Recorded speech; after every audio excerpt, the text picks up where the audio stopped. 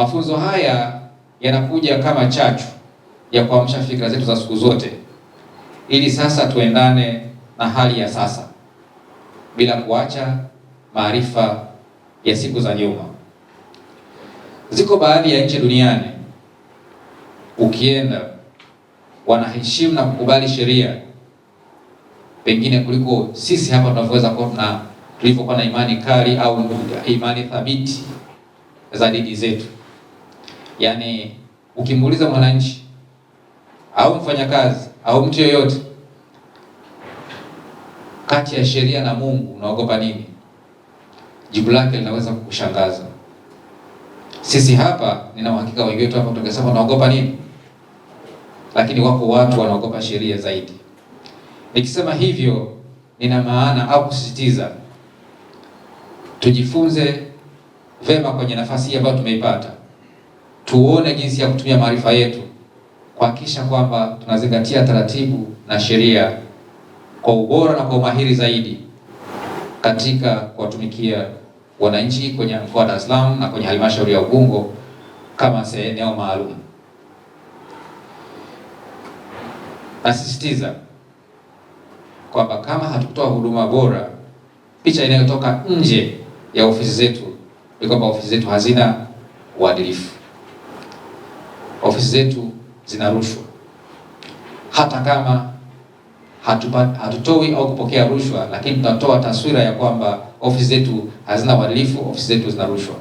Kwa hivyo utoaji huduma ulio bora kwa umma na kwa wananchi ndio pekee utakaotufanya sisi tuonekane ofisi zetu zinatoa huduma bila kuzingatia rushwa, upendeleo au aina yoyote ya uvunjifu wa maadili. Tuitumie nafasi hii ya mafunzo kama nafasi pekee muhimu kwa ajili ya kuongeza maarifa.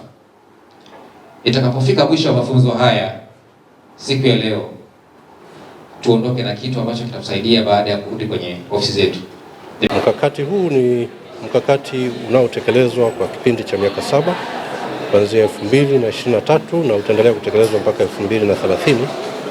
Na kwa kuwa mkakati huu unatekelezwa na taasisi zote za umma nchini na pia taasisi ambazo sio za umma, na kwa kuwa ni mkakati ambao unaendelea kutekelezwa, utekelezwaji wake unahitaji mafunzo maalum kwa wale ambao wanatekeleza huo mkakati, na mafunzo haya sasa ndio yanayowawezesha watekelezaji waweze kutekeleza kwa ufanisi zaidi. Utekelezaji unaendelea na taasisi zote za serikali, na halmashauri mbalimbali pia zimeshaanza kufanya utekelezaji huu, isipokuwa pengine mwamko katika baadhi ya halmashauri ulikuwa sio mkubwa sana, na sasa kwa awamu hii kwa mkoa wa Dar es Salaam tunashukuru kuliona hilo na wamekuwa na mwamko wa kufanya sasa mafunzo haya. Jitihada zinazofanywa na serikali kupitia utekelezaji wa mkakati huu zimeonyesha mafanikio ya kupungua kwa hali ya rushwa nchini.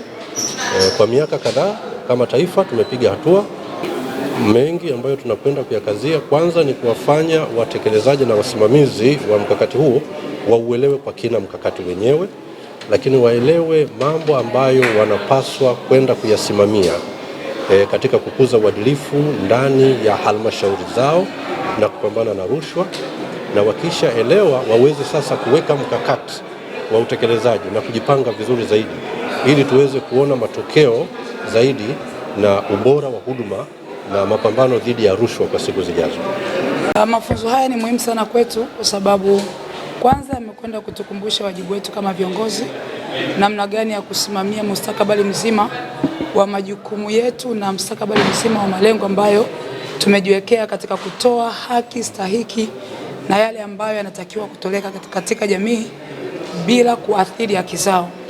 Lakini pia yanatukumbusha kusimamia rasilimali zetu, kuhakikisha kwamba zinatumika kama ambavyo yamekusudiwa kutumika na kuifikia jamii kwa malengo yale ambayo yamekusudiwa kuifikia jamii. Lakini pia imetukumbusha sisi kama watumishi wa umma kufuata maadili ambayo tumewekewa na tumeyasaini katika mikataba yetu katika kuhakikisha kwamba jamii inapata haki yake bila kuona kwamba inaonewa au inatakiwa kufanya kitu fulani ili kuweza kupata haki zake.